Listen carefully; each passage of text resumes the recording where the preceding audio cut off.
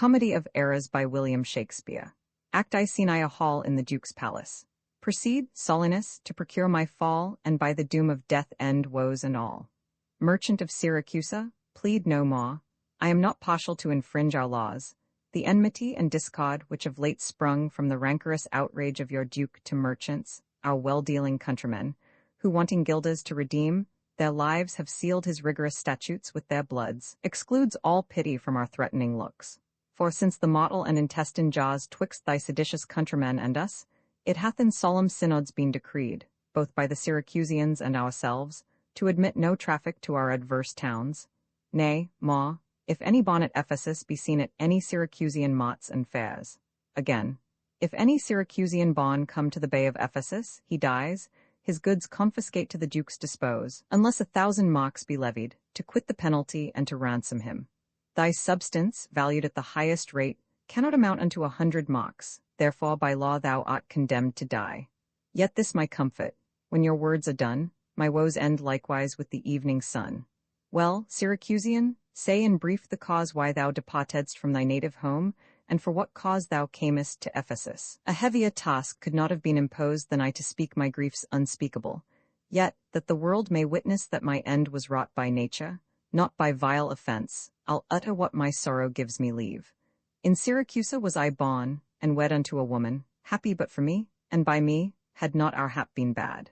With her I lived in joy, our wealth increased by prosperous voyages I often made to Epidamnum, till my factor's death, and the great care of goods at random, left drew me from kind embracements of my spouse, from whom my absence was not 6 months old before herself, almost at fainting under the pleasing punishment that women bear, had made provision for her following me, and soon and safe arrived where I was.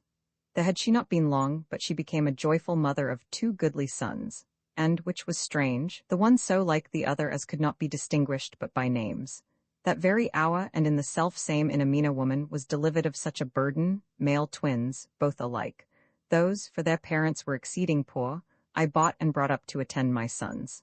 My wife, not meanly proud of 2 such boys, made daily motions for our home return, unwilling I agreed. Alas, too soon we came abroad.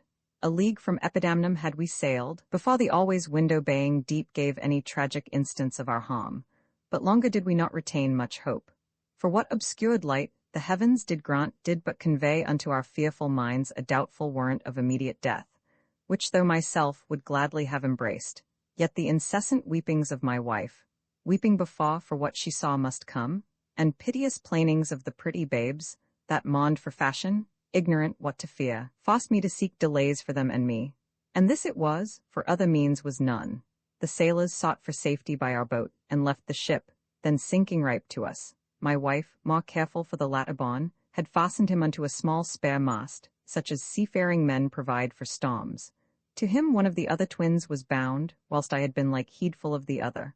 The children thus disposed, my wife and I, fixing our eyes on whom our care was fixed, fastened ourselves at either end the mast, and floating straight, obedient to the stream, was carried towards Corinth, as we thought. At length the sun, gazing upon the earth, dispersed those vapors that offended us, and by the benefit of his wished light, the seas waxed calm, and we discovered 2 ships from far making amain to us, of Corinth that of Epidaurus this. But ere they came, oh, let me say no more? Gather the sequel by that went before. Nay, forward, old man, do not break off so, for we may pity, though not pardon thee. Oh, had the gods done so, I had not now worthily termed them merciless to us. For ere the ships could meet by twice 5 leagues, we were encountered by a mighty rock, which being violently borne upon, our helpful ship was splitted in the midst, so that, in this unjust divorce of us, fortune had left to both of us alike what to delight in, what to sorrow for. Her pot, poor soul, seeming as burdened with lesser weight but not with lesser woe, was carried with more speed before the wind, and in our sight they 3 were taken up by fishermen of Corinth, as we thought.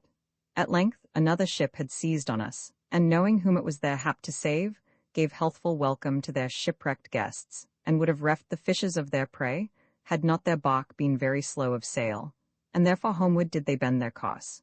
Thus have you heard me severed from my bliss, that by misfortunes was my life prolonged, to tell sad stories of my own mishaps. And for the sake of them thou sorrowest for, do me the favour to dilate at full what hath befallen of them and thee till now.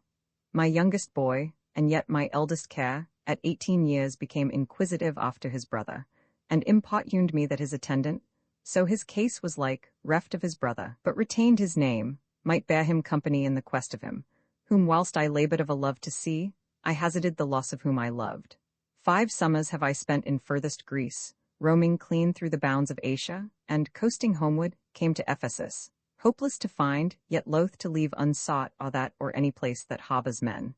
But here must end the story of my life, and happy were I in my timely death, could all my travels warrant me they live. Hapless Aegeon, whom the fates have marked to bear the extremity of dire mishap. Now, trust me, were it not against our laws, against my crown, my oath, my dignity, which princes, would they, may not disannul, my soul should sue as advocate for thee. But though thou art adjudged to the death and past sentence may not be recalled, but to our honour's great disparagement, yet I will favour thee in what I can. Therefore, merchant, I'll limit thee this day to seek thy life by beneficial help, try all the friends thou hast in Ephesus.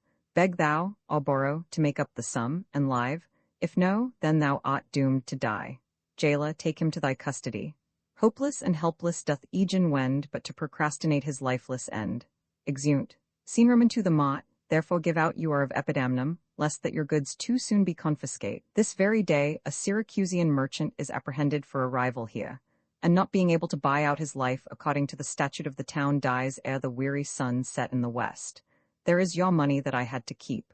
Go bear it to the Centaur, where we host, and stay there, Dromio, till I come to thee. Within this hour it will be dinner time, till that I'll view the manners of the town, peruse the traders, gaze upon the buildings, and then return and sleep within mine inn, for with long travel I am stiff and weary. Get thee away. Many a man would take you at your word, and go indeed, having so good a mien. Exit. A trusty villain, sir, that very oft, when I am dull with care and melancholy, lightens my humour with his merry jests. What, will you walk with me about the town, and then go to my inn and dine with me? I am invited, sir, to certain merchants of whom I hope to make much benefit. I crave your pardon. Soon at 5 o'clock. Please you, I'll meet with you upon the mot and afterward consort you till bedtime. My present business calls me from you now. Farewell till then. I will go lose myself and wander up and down to view the city. He that commends me to mine own content commends me to the thing I cannot get. I to the world am like a drop of water that in the ocean seeks another drop, who, falling there to find his fellow froth, unseen, inquisitive, confounds himself, so I, to find a mother and a brother in quest of them, unhappy, lose myself. Here comes the almanac of my true date. What now?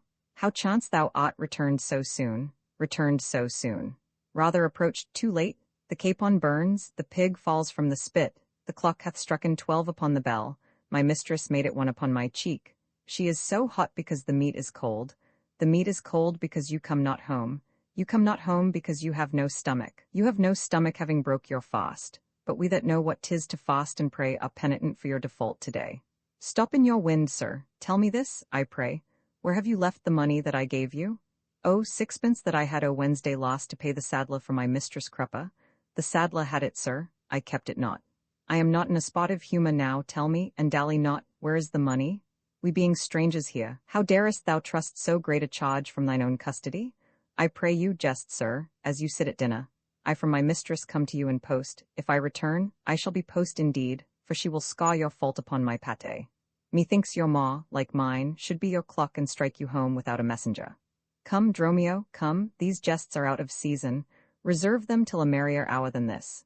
Where is the gold I gave in charge to thee? Come on, sir knave, have done your foolishness, and tell me how thou hast disposed thy charge. My charge was but to fetch you from the mot home to your house, the Phoenix, sir, to dinner. My mistress and her sister stay for you. Now, as I am a Christian, answer me in what safe place you have bestowed my money, or I shall break that merry sconce of yours that stands on tricks when I am undisposed. Where is the 1,000 marks thou hadst of me? I have some marks of yours upon my pate, some of my mistress marks upon my shoulders, but not 1,000 marks between you both. If I should pay your worship those again, perchance you will not bear them patiently. Your worship's wife, my mistress at the Phoenix, she that doth fast till you come home to dinner and prays that you will hie you home to dinner. What, wilt thou flout me thus unto my face, being forbid? There, take you that, sir knave. What mean you, sir? For God's sake hold your hands. Nay, and you will not, sir. I'll take my heels. Exit. Upon my life, by some device or other, the villain is out of all my money. They say this town is full of cozenage, as nimble jugglers that deceive the eye, dark-working sorcerers that change the mind, soul-killing witches that deform the body, disguised cheaters, prating mountebanks, and many such like liberties of sin. If it prove so, I will be gone the sooner. I'll to the centaur to go seek this slave. I greatly fear my money is not safe. Exit. The Comedy of Errors by William Shakespeare. Uncopyright may you do good and not evil. May you find forgiveness for yourself and forgive others. May you share freely, never taking more than you give. Copyright pages exist to tell you that you can't do something. Unlike them, this uncopyright page exists to tell you that the writing and artwork in this ebook are believed to be in the United States public domain. That is, they are believed to be free of copyright restrictions in the United States. The United States public domain represents our collective cultural heritage, and items in it are free for anyone in the United States to do almost anything at all with, without having to get permission. Copyright laws are different all over the world, and the source text or artwork in this ebook may still be copyrighted in other countries. If you're not located in the United States, you must check your local laws before using this ebook. Standard ebooks makes no representations regarding the copyright status of the source text or artwork in this ebook in any country other than the United States. Non-authorship activities performed on items that are in the public domain, so-called sweat of the brow, work, don't create a new copyright. That means that nobody can claim a new copyright on an item that is in the public domain for, among other things, work like digitization, mock-up, or typography. Regardless, the contributors to this ebook release their contributions under the terms in the CC 01.0 Universal Public Domain dedication, thus dedicating to the worldwide public domain all of the work they've done on this ebook, including but not limited to metadata, the title page, imprint, colophon, this uncopyright, and any changes or enhancements to, or mock-up on, the original text and artwork. This dedication doesn't change the copyright status of the source text or artwork. We make this dedication in the interest of enriching our global cultural heritage, to promote free and libre culture around the world, and to give back to the unrestricted culture that has given all of us so much. Table of Contents Landmarks. Act Roman 2. Scene I. The house of Antipholus of Ephesus. Neither my husband nor the slave returned, that in such haste I sent to seek his master. Sure, Luciana, it is 2 o'clock. Perhaps some merchant hath invited him, and from the mart he's somewhere gone to dinner. Good sister, let us dine and never fret. A man is master of his liberty, time is their master, and when they see time they'll go or come. If so, be patient, sister. Why, headstrong liberty is lashed with woe. There's nothing situate under heaven's eye, but hath his bound in earth, in sea, in sky. The beasts, the fishes, and the winged fowls are their males' subjects and at their controls. Men, more divine, the masters of all these, lords of the wide world and wild watery seas, endued with intellectual sense and souls, of more preeminence than fish and fowls, are masters to their females, and their lords. Then let your will attend on their accords. Patience unmoved? No marvel though she pause. They can be meek that have no other cause. A wretched soul, bruised with adversity, we bid be quiet when we hear it cry. But were we burdened with like weight of pain, as much or more we should ourselves complain, so thou, that hast no unkind mate to grieve thee, with urging helpless patience would relieve me. But if thou live to see like right bereft, this fool-begged patience in thee will be left. Well, I will marry one day, but to try. Here comes your man. Now is your husband nigh. Aye, he told his mind upon mine ear. Beshrew his hand, I scarce could understand it. But say, I prithee, is he coming home? It seems he hath great care to please his wife. I mean not cuckold mad, but sure he's stark mad. When I desired him to come home to dinner, he asked me for 1,000 marks in gold. 'Tis dinner time, quoth I, my gold? Quoth he, your meat doth burn, quoth I, my gold? Quoth he, will you come home? Quoth I, my gold? Quoth he, where is the 1,000 marks I gave thee, villain? The pig, quoth I, is burned. My gold? Quoth he, my mistress, sir, quoth I. Hang up thy mistress, I know not thy mistress, out on thy mistress. Quoth my master, I know, quoth he, no house, no wife, no mistress. So that my errand due unto my tongue, I thank him, I bear home upon my shoulders, for in conclusion he did beat me there. Go back again, and be new beaten home. For God's sake, send some other messenger, and he will bless that cross with other beating. Between you I shall have a holy head. Am I so round with you as you with me, that like a football you do spurn me thus? You spurn me hence, and he will spurn me hither. If I lost in this service, you must case me in leather. Exit. His company must do his minions grace, whilst I at home starve for a merry look. Hath homely age the alluring beauty took from my poor cheek? Then he hath wasted it? Are my discourses dull? Barren my wit. If voluble and sharp discourse be marred, unkindness blunts it more than marble hard. Do their gay vestments his affections bait? That's not my fault, he's master of my state. What ruins are in me that can be found by him not ruined? Then is he the ground of my defeatures. My decayed fare a sunny look of his would soon repair, but too unruly dear. He breaks the pale and feeds from home, poor I am but his stale. Unfeeling fools can with such wrongs dispense. I know his eye doth homage otherwhere, or else what lets it but he would be here?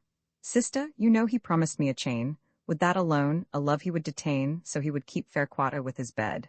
I see the jewel best enamelled will lose his beauty, yet the gold bides still, that others touch, yet often touching will wear gold.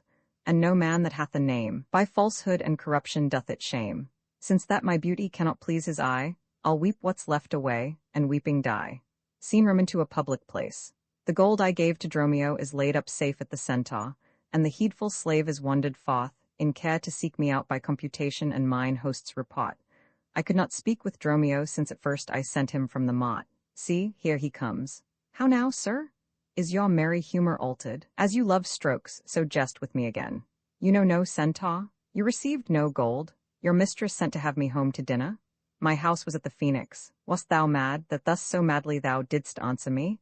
I did not see you since you sent me hence, home to the centaur, with the gold you gave me. Villain, thou didst deny the gold's receipt and toldst me of a mistress and a dinner, for which, I hope, thou feltst I was displeased. I am glad to see you in this merry vein. What means this jest? I pray you, master, tell me.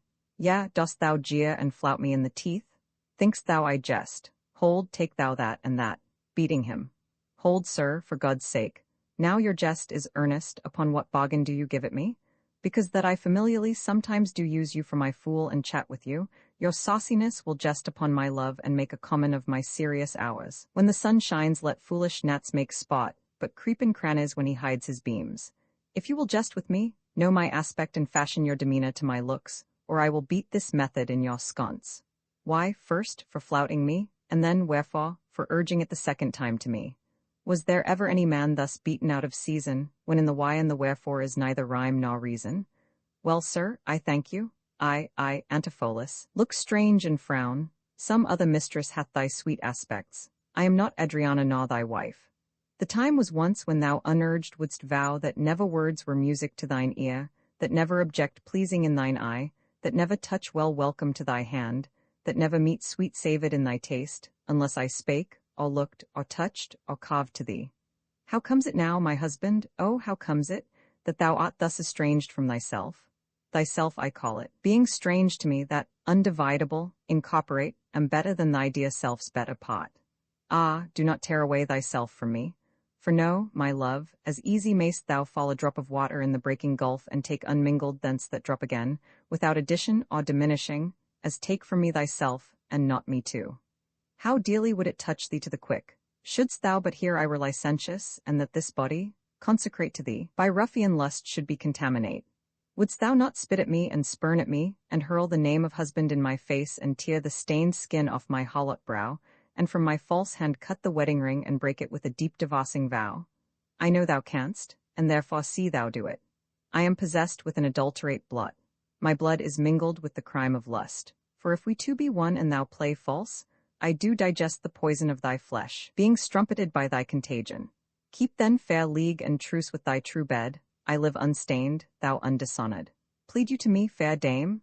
I know you not. In Ephesus I am but 2 hours old, as strange unto your town as to your talk, who, every word by all my wit being scanned, wants wit in all one word to understand. Fie, brother, how the world is changed with you! When were you wont to use my sister thus? She sent for you by Dromio home to dinner. By thee, and this thou didst return from him, that he did buffet thee, and in his blows denied my house for his, me for his wife. Did you converse, sir, with this gentlewoman?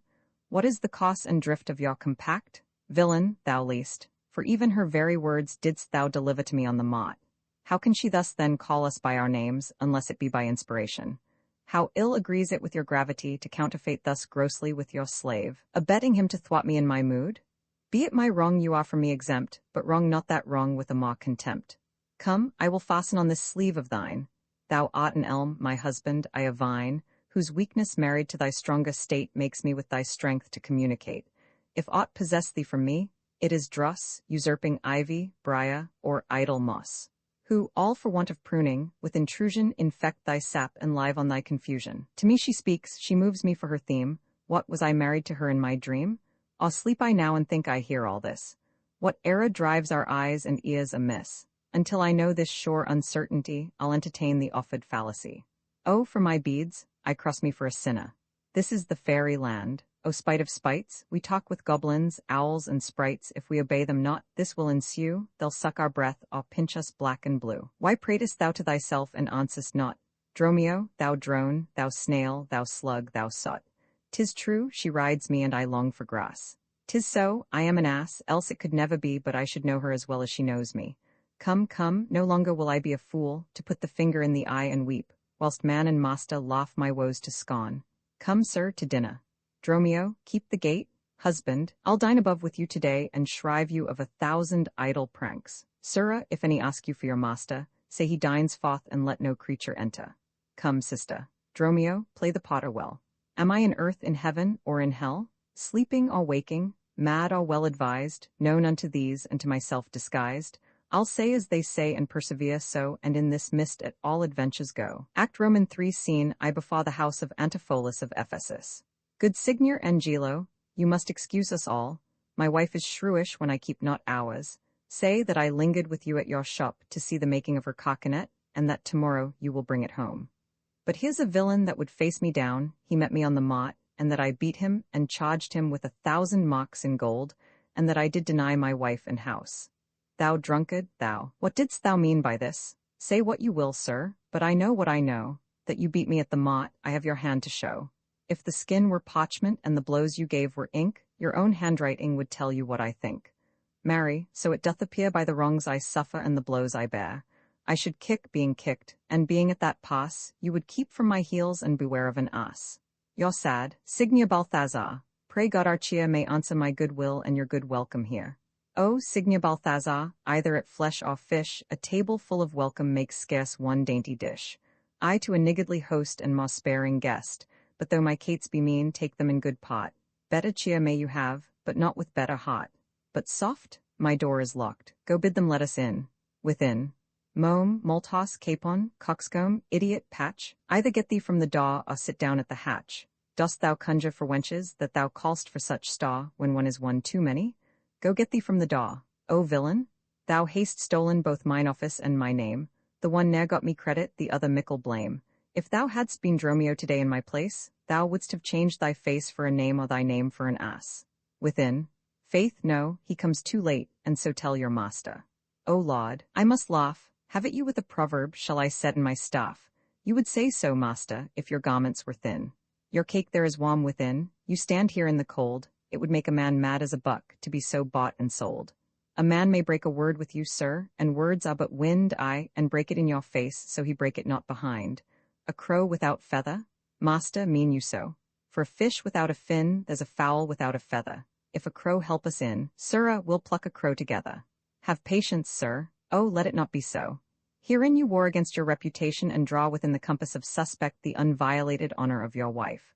Once this, your long experience of her wisdom, her sober virtue, years and modesty, plead on her part some cause to you unknown, and doubt not, sir, but she will well excuse why at this time the daws are made against you. Be ruled by me, depart in patience, and let us to the tiger, all to dinner. And about evening come yourself alone, to know the reason of this strange restraint. If by strong hand you offer to break in now in the stirring passage of the day, a vulgar comment will be made of it, and that supposed by the common rout against your yet ungalled estimation, that may with foul intrusion enter in and dwell upon your grave when you are dead. For slander lives upon succession, forever housed where it gets possession. You have prevailed, I will depart in quiet, and in despite of mirth, mean to be merry. I know a wench of excellent discourse, pretty and witty, wild and yet too gentle. There will we dine. This woman that I mean my wife, but I protest without desert, hath oftentimes upbraided me withal. To her will we to dinner. To Angelo. Get you home and fetch the chain, by this I know 'tis made, bring it, I pray you, to the Poppentine. For there's the house, that chain will I bestow, be it for nothing but to spite my wife, upon mine hostess there. Good sir, make haste. Since mine own daws refuse to entertain me, I'll knock elsewhere to see if they'll disdain me. Scene Roman 2 the same, and may it be that you have quite forgot a husband's office. Shall, Antipholus, even in the spring of love, thy love springs rot. Shall love in building grow so ruinous? If you did wed my sister for her wealth, then for her wealth's sake use her with more kindness, or if you like elsewhere, do it by stealth, muffle your false love with some show of blindness. Let not my sister read it in your eye. Be not thy tongue thy own shame's orator. Look sweet, speak fair, become disloyalty, apparel vice like virtue's harbinger, bear a fair presence, though your heart be tainted, teach sin the carriage of a holy saint, be secret false. What need she be acquainted? What simple thief brags of his own attaint? 'Tis double wrong, to truant with your bed, and let her read it in thy looks at bawd. Shame hath a bastard fame, well managed. Ill deeds is doubled with an evil word.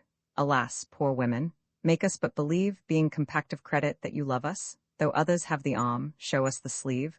We in your motion turn, and you may move us. Then, gentle brother, get you in again. Comfort my sister, cheer her, call her wife. 'Tis holy spot to be a little vain, when the sweet breath of flattery conquers strife. Sweet mistress, what your name is else I know not, nor by what wonder you do hit of mine. Less in your knowledge and your grace you show not than our earth's wonder, more than earth divine. Teach me, dear creature, how to think and speak. Lay open to my earthy gross conceit, smothered in errors, feeble, shallow, weak, the folded meaning of your words deceit. Against my soul's pure truth, why labor you to make it wander in an unknown field? Are you a god? Would you create me new?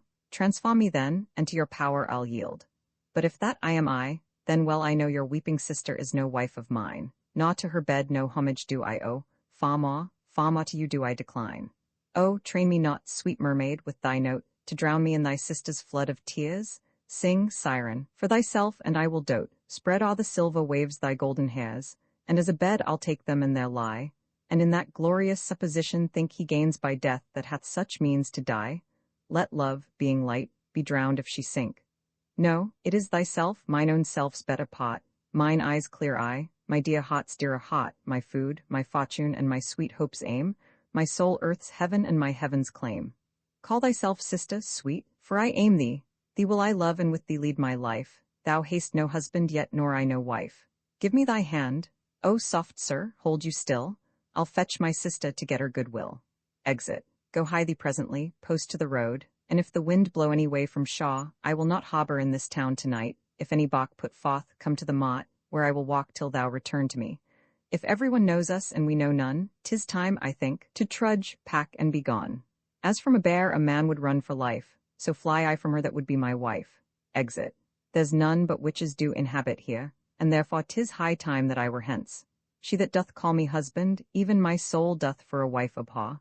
But her fair sister, possessed with such a gentle sovereign grace, of such enchanting presence and discourse, hath almost made me traitor to myself.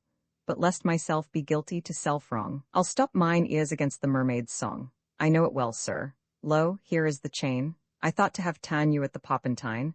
The chain unfinished made me stay thus long. Not once, nor twice, but 20 times you have. Go home with it and please your wife withal, and soon at supper time I'll visit you and then receive my money for the chain. I pray you, sir, receive the money now, for fear you ne'er see chain nor money more. What I should think of this, I cannot tell, but this I think, there's no man is so vain that would refuse so fair an offered chain. I see a man here needs not live by shifts, when in the streets he meets such golden gifts. I'll to the mott and there for Dromio stay, if any ship put out, then straight away. Exit. Act Roman 4 scene I a public place.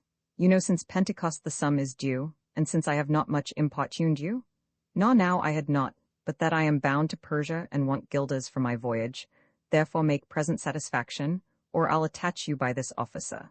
Even just the sum that I do owe to you is growing to me by Antipholus, and in the instant that I met with you he had of me a chain.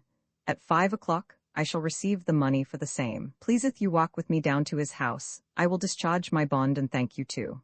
While I go to the goldsmith's house, go thou and buy a rope's end, that will I bestow among my wife and her confederates for locking me out of my daws by day. But soft, I see the goldsmith. Get thee gone, buy thou a rope and bring it home to me. A man is well holp up that trusts to you. I promised your presence and the chain, but neither chain nor goldsmith came to me. Belike you thought our love would last too long, if it were chained together, and therefore came not.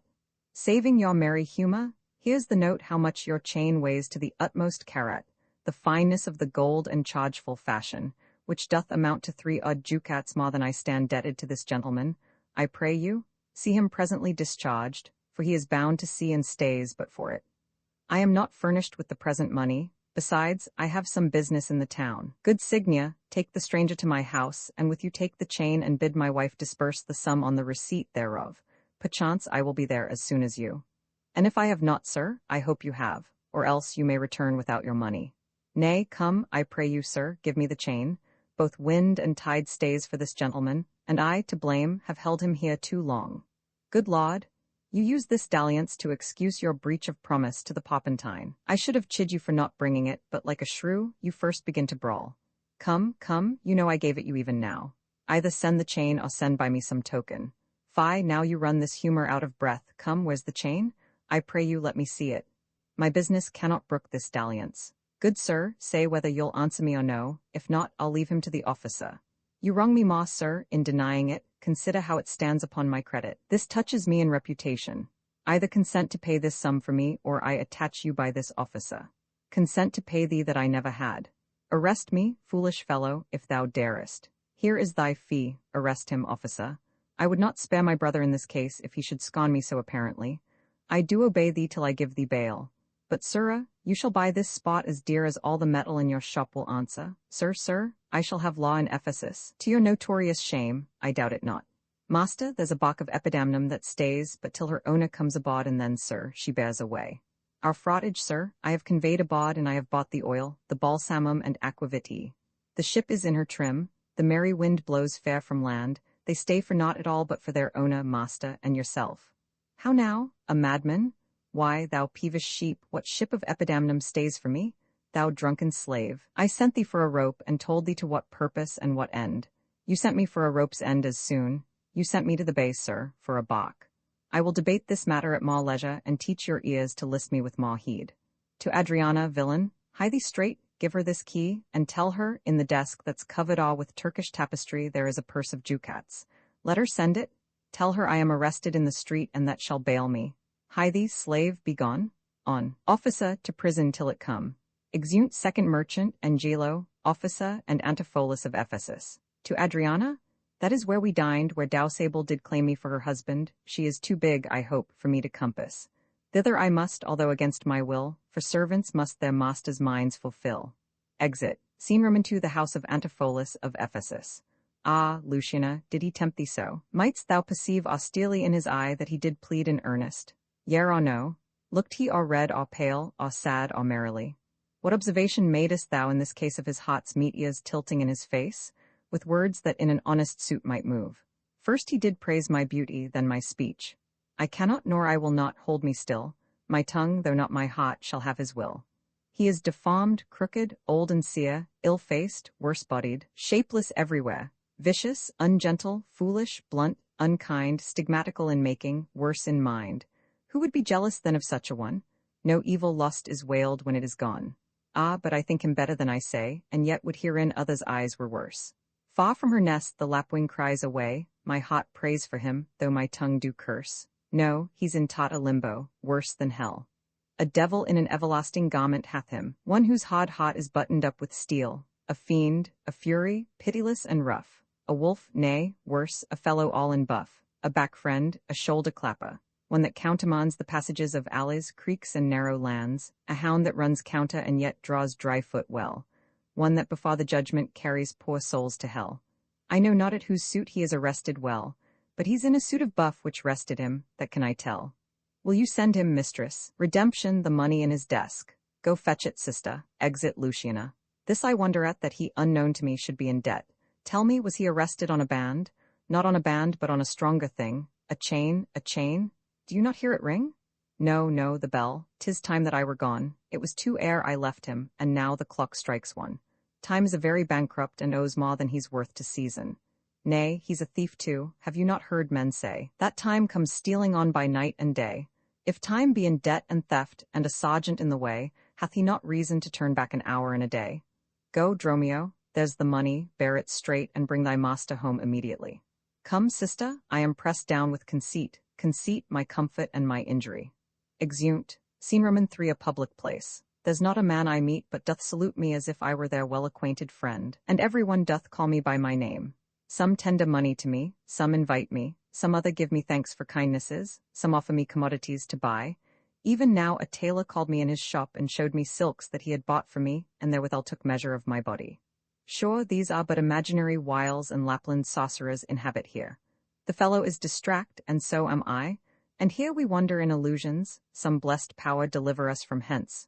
Well met, Master Antipholus. I see, sir, you have found the goldsmith now. Is that the chain you promised me today?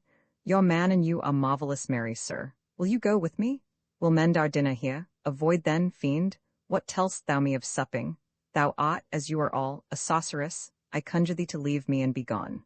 Give me the ring of mine you had at dinner, for my diamond, the chain you promised, and I'll be gone, sir, and not trouble you. Some devils ask but the parings of one's nail, a rush, a hair, a drop of blood, a pin, a nut, a cherry stone, but she more covetous would have a chain. Master, be wise, and if you give it her, the devil will shake her chain and fright us with it. I pray you, sir, my ring, or else the chain. I hope you do not mean to cheat me so. Now, out of doubt Antipholus is mad, else would he never so demean himself. A ring he hath of mine worth 40 ducats, and for the same he promised me a chain. Both one and other he denies me now. The reason that I gather he is mad, besides this present instance of his rage, is a mad tale he told today at dinner, of his own doors being shut against his entrance. Belike his wife, acquainted with his fits, on purpose shut the doors against his way. My way is now to hie home to his house, and tell his wife that, being lunatic, he rushed into my house and took perforce my ring away. This cost I fittest choose, for 40 ducats is too much to lose. Exit. Scene Roman for a street. Fear me not, man, I will not break away. I'll give thee, ere I leave thee, so much money to warrant thee as I am rested for. My wife is in a wayward mood today, and will not lightly trust the messenger. That I should be attached in Ephesus, I tell you 'twill sound harshly in her ears. Here comes my man, I think he brings the money. How now, sir, have you that I sent you for? His incivility confirms no less. Good Dr. Pinch, you are a conjurer. Establish him in his true sense again, and I will please you what you will demand. I charge thee, Satan, housed within this man, to yield possession to my holy prayers, and to thy state of darkness hie thee straight. I conjure thee by all the saints in heaven. You minion, you, are these your customers? Did this companion with the saffron face revel and feasted at my house today, whilst upon me the guilty doors were shut, and I denied to enter in my house? O husband, God doth know you dined at home. Where would you had remained until this time, free from these slanders and this open shame? In verity you did. My bones bear witness that since have felt the vigor of his rage. It is no shame. The fellow finds his vein, and yielding to him humours well his frenzy. Alas, I sent you money to redeem you, by Dromio here, who came in haste for it. Money by me, hot in goodwill you might, but surely, master, not a rag of money. God and the rope-maker bear me witness that I was sent for nothing but a rope. Mistress, both man and master is possessed. I know it by their pale and deadly looks. They must be bound and laid in some dark room. Say, wherefore didst thou lock me forth today? And why dost thou deny the bag of gold? And gentle master, I received no gold, but I confess, sir, that we were locked out. Dissembling harlot, thou art false in all and art confederate with a damned pack to make a loathsome abject scorn of me. But with these nails I'll pluck out these false eyes that would behold in me this shameful spot. What, will you murder me? Thou jailer, thou, I am thy prisoner. Wilt thou suffer them to make a rescue? Masters, let him go. He is my prisoner, and you shall not have him. What wilt thou do, thou peevish officer? Haste thou delight to see a wretched man do outrage and displeasure to himself? He is my prisoner. If I let him go, the debt he owes will be required of me. I will discharge thee ere I go from thee. Bear me forthwith unto his creditor, and knowing how the debt grows I will pay it. Good master doctor, see him safe conveyed home to my house. O most unhappy day, go bear him hence. Sister, go you with me. Exeunt all but Adriana, Luciana, officer, and courtesan. Say now, whose suit is he arrested at? When as your husband all enraged today came to my house and took away my ring, the ring I saw upon his finger now, straight after did I meet him with a chain. It may be so, but I did never see it. Come, jailer, bring me where the goldsmith is. I long to know the truth hereof at lodge, and come with naked swords. Let's call ma help to have them bound again. come to the centaur, fetch our stuff from thence. I long that we were safe and sound abroad. I will not stay tonight for all the town, therefore away, to get our stuff abroad. Exeunt, Act V. Scene I a street before a priory. I am sorry, sir, that I have hindered you, but I protest he had the chain of me, though most dishonestly he doth deny it. Of very reverend reputation, sir, of credit infinite, highly beloved, second to none that lives here in the city, his word might bear my wealth at any time. 'Tis so, and that self-chain about his neck which he forswore most monstrously to have. Good sir, draw near to me, I'll speak to him. Signor Antipholus, I wonder much that you would put me to this shame and trouble, and not without some scandal to yourself, with circumstance and oaths so to deny this chain which now you wear so openly. Beside the charge, the shame, imprisonment, you have done wrong to this my honest friend, who, but for staying on our controversy, had hoisted sail and put to sea today. This chain you had of me, can you deny it? These ears of mine, thou know'st, did hear thee. Fie on thee, wretch, 'tis pity that thou livest to walk where any honest men resort. Thou art a villain to impeach me thus. I'll prove mine honor and mine honesty against thee presently, if thou darest stand. Hold, hurt him not for God's sake. He is mad, some get within him, take his sword away, bind Dromio too, and bear them to my house. Run, master, run, for God's sake, take a house, this is some priory. In, or we are spoiled. Exeunt Antipholus of Syracuse and Dromio of Syracuse to the priory. To fetch my poor distracted husband hence. Let us come in, that we may bind him fast and bear him home for his recovery. This week he hath been heavy, sour, sad, and much different from the man he was. But till this afternoon, his passion ne'er brake into extremity of rage. Hath he not lost much wealth by wreck of sea? Buried some dear friend? Hath not else his eye strayed his affection in unlawful love? A sin prevailing much in youthful men, who give their eyes the liberty of gazing. Which of these sorrows is he subject to? To none of these, except it be the last, namely, some love that drew him oft from home. It was the copy of our conference. In bed he slept not for my urging it, at bawd he fed not for my urging it. Alone, it was the subject of my theme. In company I often glanced it, still did I tell him it was vile and bad. And thereof came it that the man was mad. The venom clamours of a jealous woman poisons more deadly than a mad dog's tooth. It seems his sleeps were hindered by thy railing, and thereof comes it that his head is light. Thou say'st his meat was sauced with thy upbraidings. Unquiet meals make ill digestions, thereof the raging fire of fever bred. And what's a fever but a fit of madness? Thou say'st his spots were hindered by thy brawls. Sweet recreation bod. What doth ensue but moody and dull melancholy, kinsman to grim and comfortless despair, and at her heels a huge infectious troop of pale distemperatures and foes to life? In food, in spot and life-preserving rest to be disturbed, would mad or man or beast.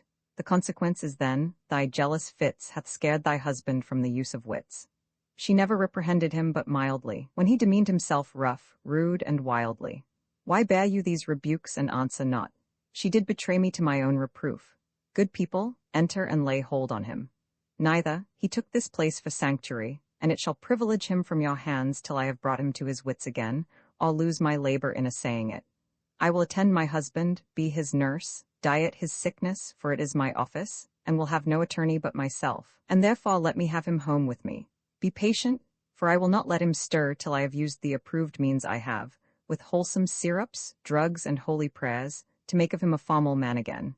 It is a branch and parcel of mine oath, a charitable duty of my order. Therefore depart and leave him here with me. I will not hence and leave my husband here, and ill it doth beseem your holiness to separate the husband and the wife. Come, go. I will fall prostrate at his feet and never rise until my tears and prayers have won his grace to come in person hither and take perforce my husband from the abbess. By this, I think, the dial points at 5. Anon, I'm sure, the Duke himself in person comes this way to the melancholy vale, the place of death and sorry execution, behind the ditches of the abbey here, to see a reverend Syracusian merchant, who put unluckily into this bay against the laws and statutes of this town, beheaded publicly for his offense.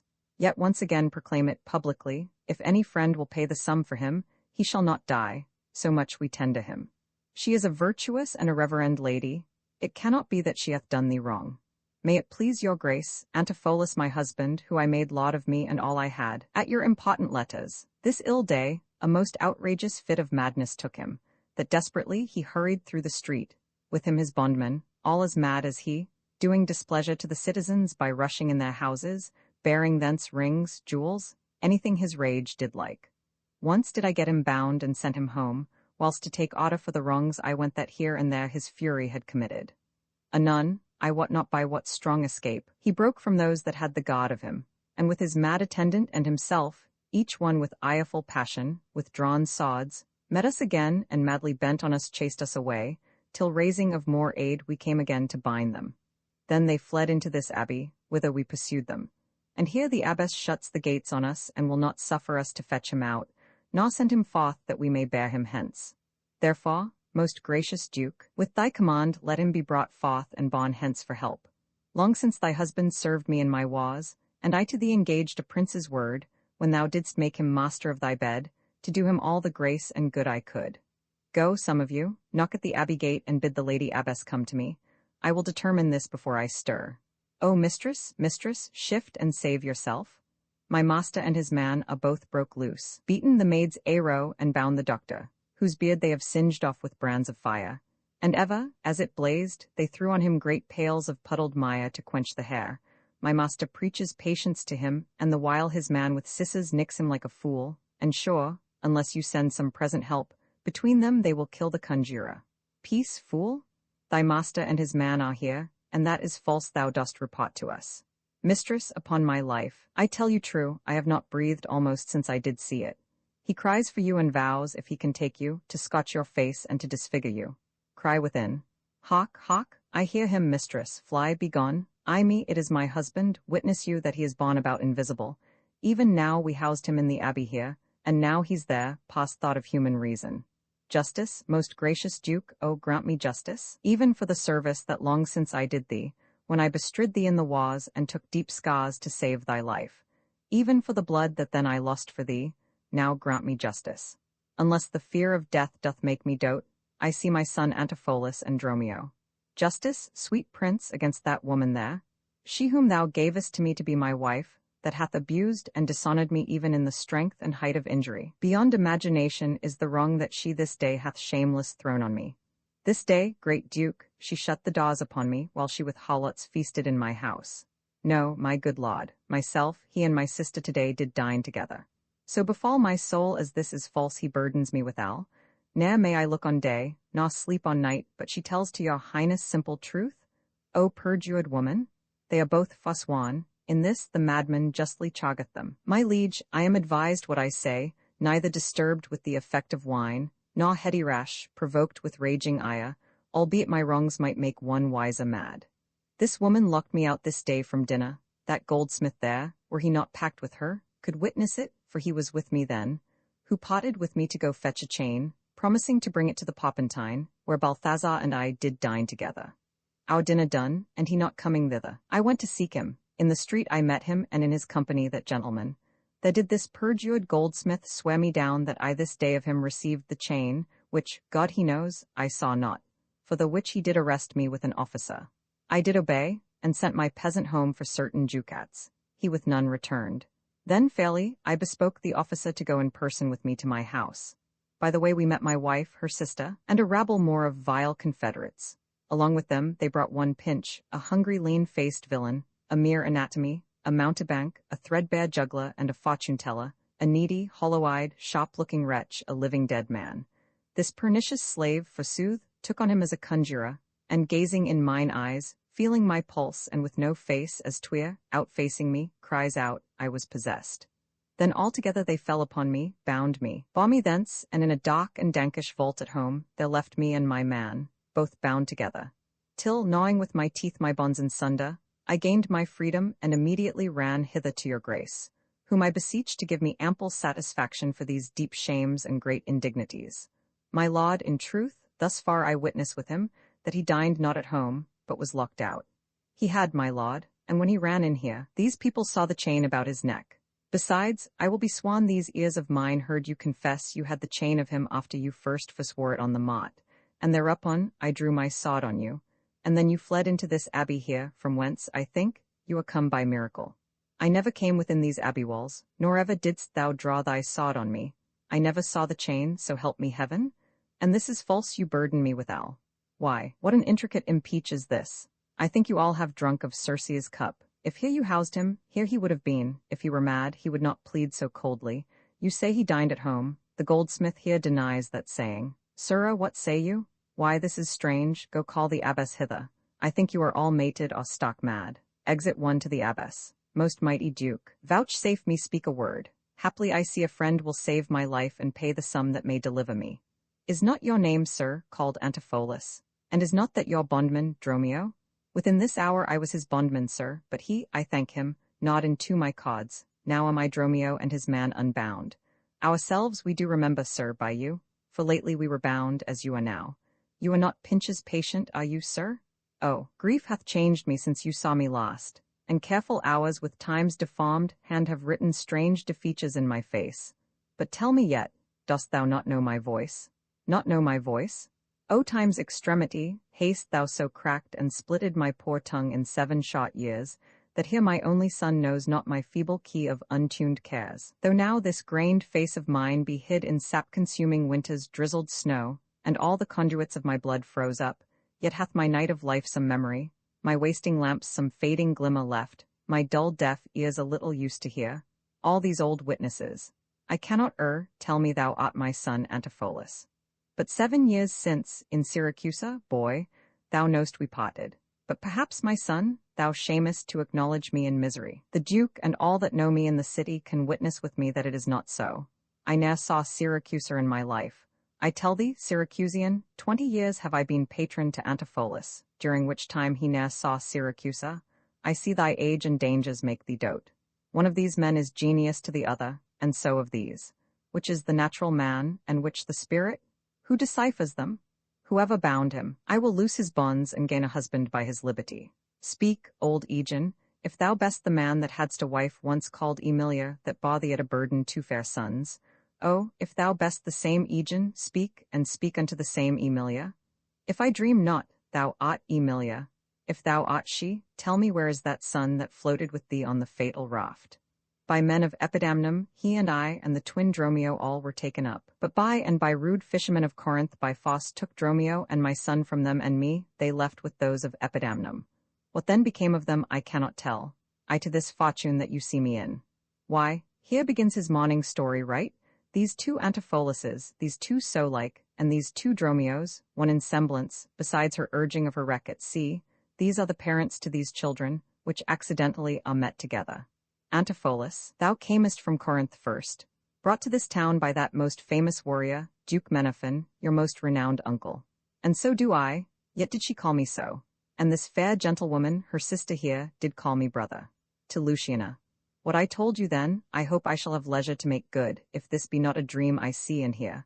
I sent you money, sir, to be your bail, by Dromio, but I think he brought it not. This purse of ducats I received from you and Dromio, my man did bring them me. I see we still did meet each other's man, and I was ta'en for him, and he for me, and thereupon these errors are arose. Renowned Duke, vouchsafe to take the pains to go with us into the abbey here, and here at lodge discost all our fortunes, and all that are assembled in this place, that by this sympathized 1 day's error have suffered wrong, go keep us company, and we shall make full satisfaction. 33 years have I but gone in travail of you, my sons, and till this present hour my heavy burden ne'er delivered. The Duke, my husband and my children both, and you the calendars of their nativity, go to a gossip's feast and go with me, after so long grief, such festivity. He speaks to me. I am your master, Dromio, come, go with us. We'll look to that anon. Embrace thy brother there, rejoice with him. Exeunt Antipholus of Syracuse and Antipholus of Ephesus. There is a fat friend at your master's house, that kitchened me for you today at dinner. She now shall be my sister, not my wife. Methinks you are my glass, and not my brother. I see by you I am a sweet-faced youth. Will you walk in to see their gossiping? Nay, then thus, we came into the world like brother and brother, and now let's go hand in hand, not one before another. Exeunt. Colophon, the Comedy of Errors, was published in 1623 by William Shakespeare. This e-book was produced for Standard eBooks by Emma Sweeney, and is based on a transcription produced in 1998 by the PG. Shakespeare team and distributed proofreaders for Project Gutenberg, and on digital scans from the Hathai Trust Digital Library. The cover page is adapted from Lord John Stuart and his brother, Lord Bernard Stuart, a painting completed in 1638 by Antony van Dyck. The cover and title pages feature the League Spartan and Sots Mill Gaudi typefaces created in 2014 and 2009 by the League of Movable Type. This edition was released on April 19, 2025, 1:18 a.m., and is based on revision A264DF0. The first edition of this ebook was released on July 27, 2020, 6:26 p.m. You can check for updates to this ebook, view its revision history, or download it for different e-reading systems at standardbooksorg/ebooks/William Shakespeare/The Comedy of Errors. The volunteer-driven Standard eBooks project relies on readers like you to submit typos, corrections, and other improvements. Anyone can contribute at standardbooksorg. Dramatis Personae Solinus, Duke of Ephesus Aegon, a merchant of Syracuse Antipholus of Ephesus, twin brother and son to Aegon and Emilia Antipholus of Syracuse, twin brother and son to Aegon and Emilia Dromio of Ephesus, twin brother, and attendant on the two Antipholuses Dromio of Syracuse, twin brother, and attendant on the two Antipholuses Balthazar, a merchant Angelo, a goldsmith first merchant, friend to Antipholus of Syracuse second merchant, to whom Angelo is a debt a pinch, a schoolmaster Emilia, wife to Aegon, and abbess at Ephesus Adriana, wife to Antipholus of Ephesus Luciana, her sister Luce, servant to Adriana a courtesan jailer, officers and other attendants seen. Ephesus, The Comedy of Errors. Imprint this ebook is the product of many hours of hard work by volunteers for Standard ebooks, and builds on the hard work of other literature lovers made possible by the public domain. This particular ebook is based on a transcription from Project Gutenberg and on digital scans from the Hathai Trust Digital Library. The source text and artwork in this ebook are believed to be in the United States public domain. That is, they are believed to be free of copyright restrictions in the United States. They may still be copyrighted in other countries, so users located outside of the United States must check their local laws before using this ebook. The creators of, and contributors to, this ebook dedicate their contributions to the worldwide public domain via the terms in the CC 01.0 Universal Public Domain Dedication. For full license information, see the uncopyright at the end of this ebook. Standard eBooks is a volunteer-driven project that produces ebook editions of public domain literature using modern typography, technology, and editorial standards, and distributes them free of cost. You can download this and other ebooks carefully produced for true book lovers at standardbooksorg.